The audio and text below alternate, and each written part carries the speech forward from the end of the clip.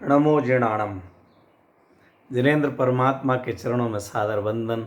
आचार्य पूज्यपाद स्वामी के लिए नमोस्तु और उन जैसे समस्त दिगंबर जैनाचार्यों के लिए आचार्य उपाध्याय साधु परमेष्ठी के चरणों में विशत शत नमन।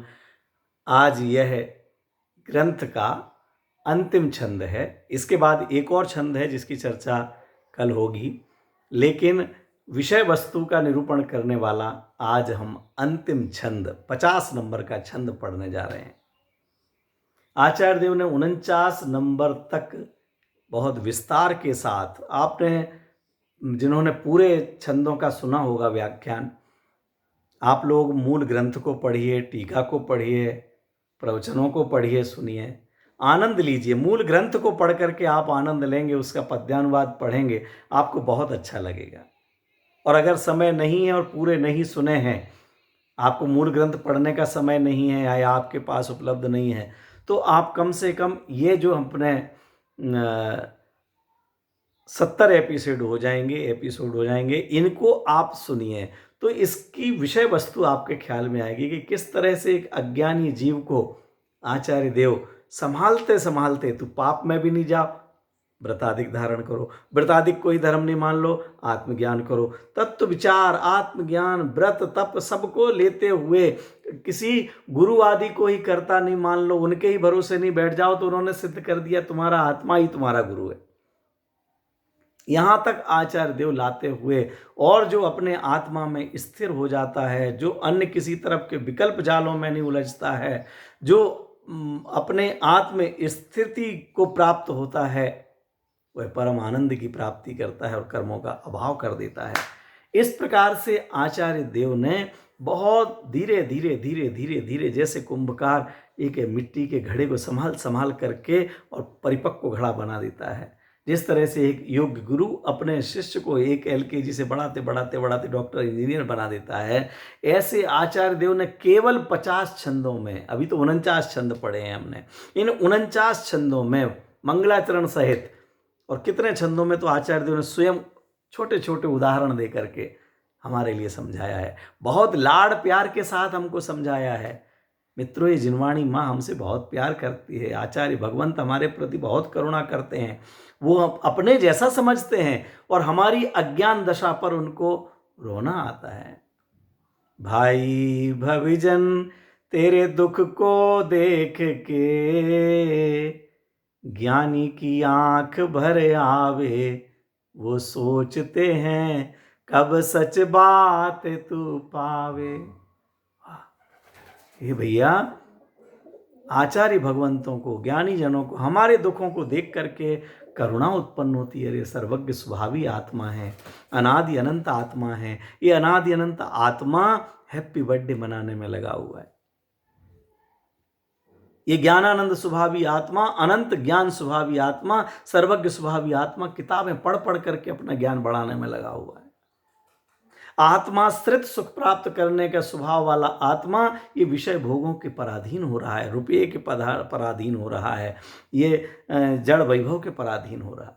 ये चैतन्य पद को पाने वाला आत्मा, सर्वज्ञ पद को, सिद्ध पद का अधिकारी आत्मा, ये छोटे छोटे संगठनों के अध्यक्ष, मंत्री, ट्रस्टी, उपाध्यक्ष, सह मंत्री, कुछ पद तो मिल जाए, कुछ पद तो मिल जाए, और जो पद मिल जाए उसी से चिपक करके बैठ जाता है। जो पदों से, इन जो अपद हैं, इन अपदों से जो चिपट करके रहते हैं, इनको जो छोड़ना नहीं चाहते हैं, इनको पा करके जो अपने आप को वहां का मालिक मान करके बैठ जाते हैं, वो बहुत ही पाप का बंधन करते हैं। अरे चैतन्य पद की महिमा आवे। एक व्यवस्था की दृष्टि से कोई लौकिक पद भी मिले हों तो उनको व्यवस्थागत समझना चाहिए, उनको अपना अधिकार मान करके नहीं, उनका स्वामी मान करके नहीं। लेकिन यहाँ तो खैर वह बात नहीं है, यहाँ तो दूसरा विषय वस्तु चलती है कि कल आचार्य देव ने कहा था कि उस आत्मा के बारे में ही जानो भैया, एक आत्मा की चिंता करो, चिंता न मत करो, चिंतन करो, आत्मचिंतन करो। आत्मचिंतन का ये समय आया है, आत्मचिंतन का समय है। इस आत्मचिंतन के समय को व्यर्थ मत खो, व्यर्थ मत खो। बहुत कम समय है, हमें पता नहीं है जीवन का समय मैं अंतिम एपिसोड बोल पाऊंगा कि नहीं ये मुझे पता नहीं है। जो अंतिम प्रशस्त प्रेरणा आशीर्वाद आचार्य देव ने लिखा है 51 नंबर के छंद में, वह हम पढ़ सुन पाएंगे कि नहीं इसका हमारे लिए कोई विश्वास नहीं है। और हम सैकड़ों वर्षों के लिए योजनाएं बनाए, पीढ़ियों की योजनाएं बनाए। अब आचार्य देव पूज्यपाद स्वामी कहते हैं भैया तुम दूसरी योजनाएं छोड़ो। तो शिष्य के मन में आता साहब हमारे पास तो ज़्यादा अकल नहीं है, मेरे पास बुद्धि नहीं है। आप लोगों ने बड़े बड़े संस्कृत में प्राकृत में ग्रंथों की रचना की है, मैं उतने नहीं पढ़ सकता हूँ, मेरे पास समय नहीं है, मैं व्यापार में उलझा हुआ हूँ, परिवार में उलझा हुआ हूँ, बुद्धि कम है, आयु कम है, हम नहीं आपकी बात समझ पाए। आचार्य देव कहते बेटा ज़्यादा नहीं है समय, कोई बात नहीं, बुद्धि ज़्यादा नहीं है, कोई बात नहीं, घबराओ मत, जितनी बुद्धि है उसको पूरी लगा दो, बस इतनी ईमानदारी रखो। जो मिली हुई बुद्धि है उस बुद्धि का दुरुपयोग मत करो, उसको छुपा करके मत रखो। जो आपके पास ताकत है वो पूरी समर्पित कर दो, आपका काम हो जाएगा। सब इतनी सी बुद्धि में हम ये करुणानुयोग के ग्रंथ ने, तत्वार्थ सूत्र की टीकाएं ने, प्राकृत संस्कृत समझ जाएंगे, वो नहीं समझ जाओगे लेकिन काम हो जाएगा। तुम्हें प्राकृत संस्कृत पढ़ना सीखना है, प्रवचन करना सीखना है, या अपना काम सिद्ध करना है, अपना प्रयोजन सिद्ध करना है, सुख प्राप्ति का कार्य सिद्ध करना है। अगर सुख प्राप्ति का तुम्हारा लक्ष्य हो वह काम हो जाएगा। वेद विज्ञान का काम हो, इसी बुद्धि से काम हो जाएगा, ज्यादा बुद्धि की आवश्यकता नहीं है। क्या बात कर रहे महाराज, तो बताओ कि लो इतना सा जीवोन्यः पुद्गलश्चान्यः इत्यसौ तत्व संग्रह। एक लाइन में पूरे तत्व का सार बतला दिया आचार्य ने, एक लाइन में। और एक लाइन क्या, आधी लाइन में, आधी लाइन में तत्व का सार बता दिया। आधी में तो ये बताया है कि ये तत्व का सार है। जीवोन्यः, जीव अन्य है, पुद्गलश्चान्यः और पुद्गल अन्य, बस बात खत्म। इतनी सी तो बात जानना है भैया। ये मैं ज्ञानानंद स्वभावी आत्मा जिसे जीव तत्व कहते हैं, वह जीव तत्व अलग है, और यह जो दिखने वाला है, ये गोरा काला मोटा पतला है, यह अलग है। मैं ये जो अबद्ध पुद्गल हैं, अबद्ध पुद्गल का मतलब जो इस शरीर से भी भिन्न, हमारे कपड़े हैं, मकान है, दुकान है, सोना है, चांदी है, पैसा है, गाड़ी है, मोबाइल है, ये सब अबद्ध पुद्गल तो मेरे से प्रत्यक्ष भिन्न हैं। उनका परिणमन मेरे अधीन नहीं है। वो अपने द्रव्यत्व गुण वस्तुत्व गुण के कारण से परिणमित होते हैं, अपनी क्रियावती शक्ति से एक स्थान से दूसरे स्थान पर जाते हैं। उनको करने का, हिलाने का भाव मुझे जरूर आता है, लेकिन मुझे भाव आया, एक काम हुआ, उनका हिलना डुलना हुआ, ये दूसरा काम हुआ, और इन दोनों को जानने का काम हुआ, ये तीसरा काम हुआ। सच में मैं केवल जानन क्रिया का करने वाला हूँ, जानना मेरा कार्य है। ये जो राग द्वेष का परिणाम हुआ, किसी को हिलाने डुलाने बुलाने भगाने का भाव हुआ, ये भाव भी मेरा स्वरूप नहीं है। यह कर्म के उदय से होने वाला, संयोगों से होने वाला संयोगज भाव है। वो संयोग हैं, ये संयोगी भाव है, और मैं तो ज्ञायक भाव हूँ।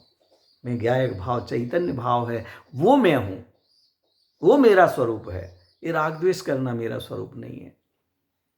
वो अबद्ध पुद्गल, और ये शरीर और नो कर्म, ये बद्ध पुद्गल हैं। ये भी स्पर्श रस गंध वर्ण वाले हैं, जिनमें स्पर्श रस गंध वर्ण है लेकिन ज्ञान नहीं है, वह भी मैं नहीं हूँ।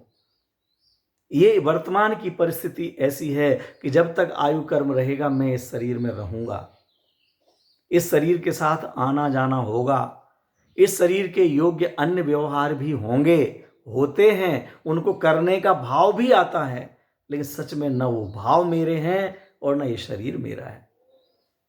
ये शरीर का परिणमन चाहे यह स्वस्थ रहे तो भी मेरे कारण नहीं है, अस्वस्थ रहे तो भी मेरे कारण नहीं है, ये बहुत मजबूत रहे तो भी मेरे कारण नहीं है, जीर्ण शीर्ण हो जाए तो भी मेरे कारण नहीं है। ये सारे इस शरीर का जो भी परिणमन हो रहा है, वह शरीर का परिणमन उसके योग्य ता से हो रहा है, उसकी सामर्थ्य से हो रहा है, उसकी शक्ति से हो रहा है, वह मेरा काम नहीं है।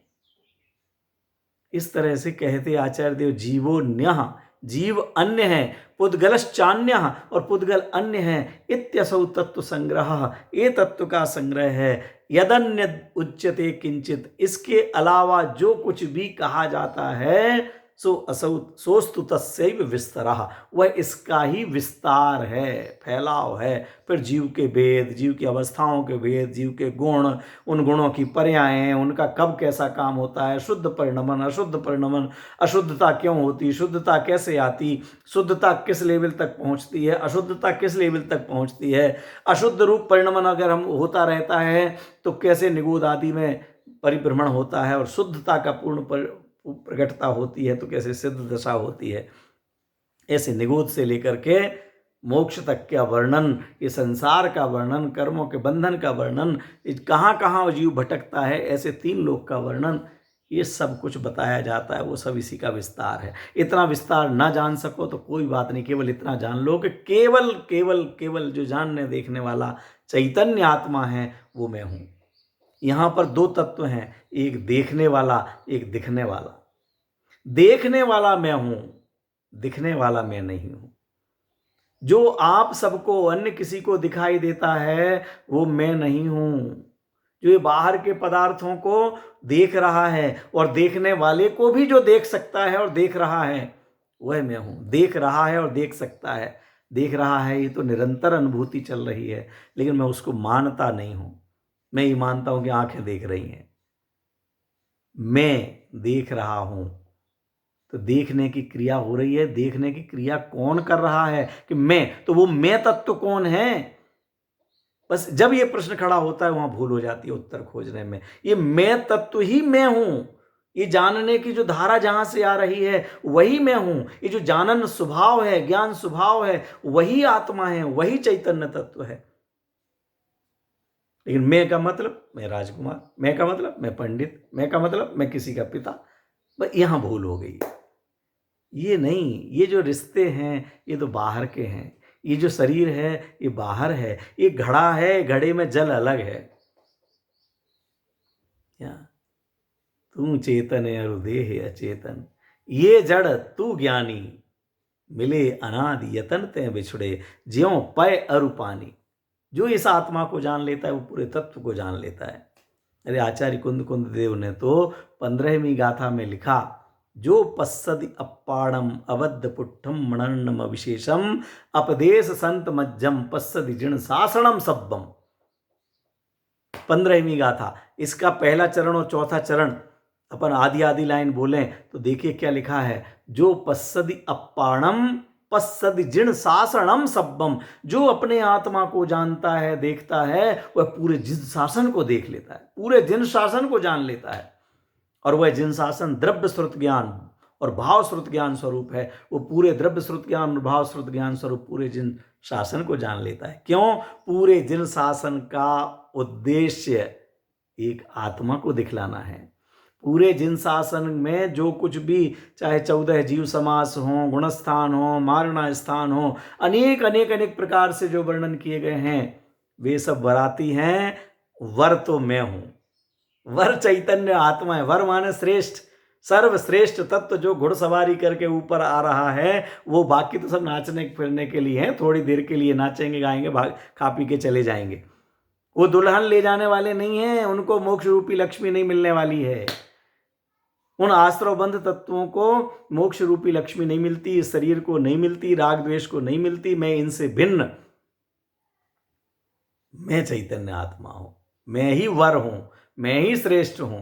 इसलिए आचार्य देव कहते भैया इतना जान लो कि जीव जुदा पुद्गल जुदा, यही तत्व का सार।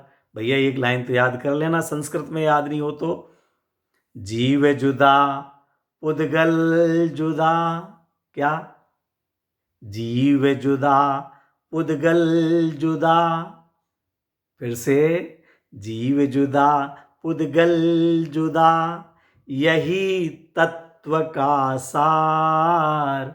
बाकी जो कुछ और है याही का विस्तार।